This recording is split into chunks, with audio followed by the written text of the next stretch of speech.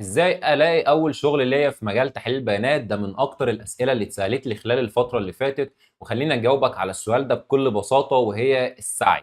انك تسعى في كل الطرق، وانك تخبط على كل الابواب، وان انت تبقى منتظر فعلا ان ربنا يفتح لك باب من الابواب دي. والله اعلم، ممكن ربنا يفتح لك كل الابواب اللي انت بتخبط عليها. طب ايه هي الابواب دي يا باشمهندس؟ وايه الطرق اللي انا ممكن اسلكها عشان الاقي في الاخر نتيجه للسعي بتاعي؟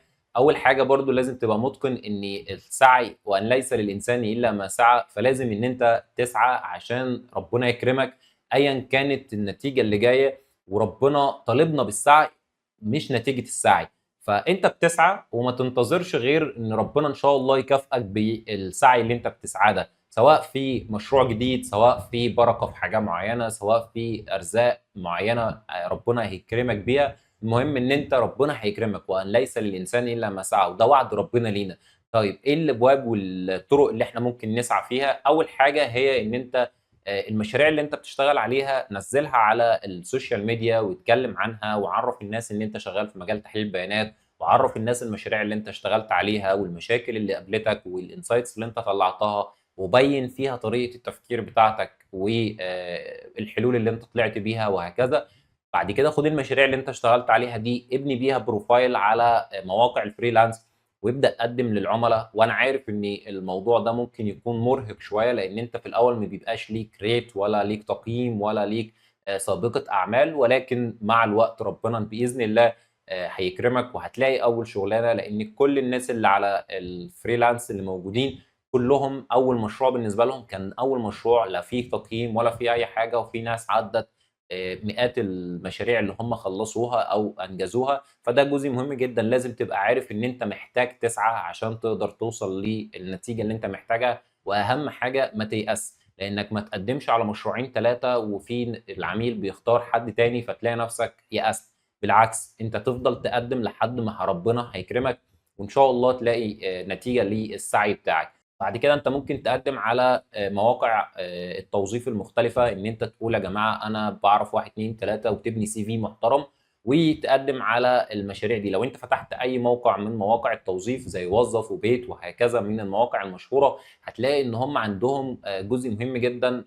لو انت كتبت داتا اناليسيس هتلاقي عندهم شركات كتيره جدا طالبه ناس داتا اناليسيس، سواء جونيور او سينيور، وايا كان بقى المستوى بتاعك هيبقى عامل ازاي. وبما ان طبعا انت بنتكلم عن اول شغلانه، فطبعا انت لسه جونيور. صدقني فكره ان انت تنزل على السوشيال ميديا فده جزء مهم جدا.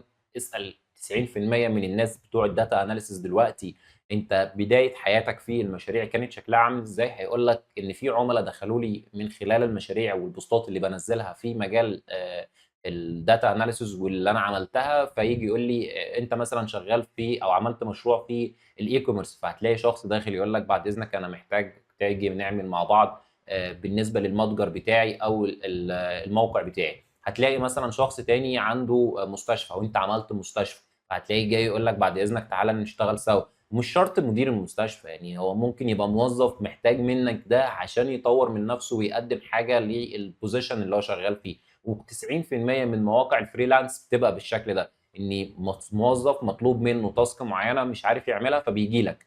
فهنا الفكره بقى ان انت تستغل الفرص دي وتقدم عليها. مواقع مهمه جدا زي موقع لينكد ان او منصه لينكد ان، بينزل عليها سواء من البوستات، فبينزل بوستات كتير جدا بتطلب ناس تشتغل في مجال تحليل البيانات، او ان انت تقدم على الجوبس الموجوده اوريدي على الموقع ذات نفسه. فانا نصيحتي ليك بصراحه هي ان انت تسعى في كل الطرق. ما تخبطش على باب واحد، ما تسلكش طريق واحد وتيجي تشوف في الاخر ان مفيش نتيجه. اشتغلها بذكاء. خبط على كل الابواب، وربنا باذن الله يفتح لك كل الابواب، ولو ما فتحش كل الابواب هيفتح باب منهم باذن الله. وان ليس للانسان الا ما سعى. فاتمنى ان الفيديو يكون عجبكم، واشوفكم على خير، والسلام عليكم ورحمه الله وبركاته.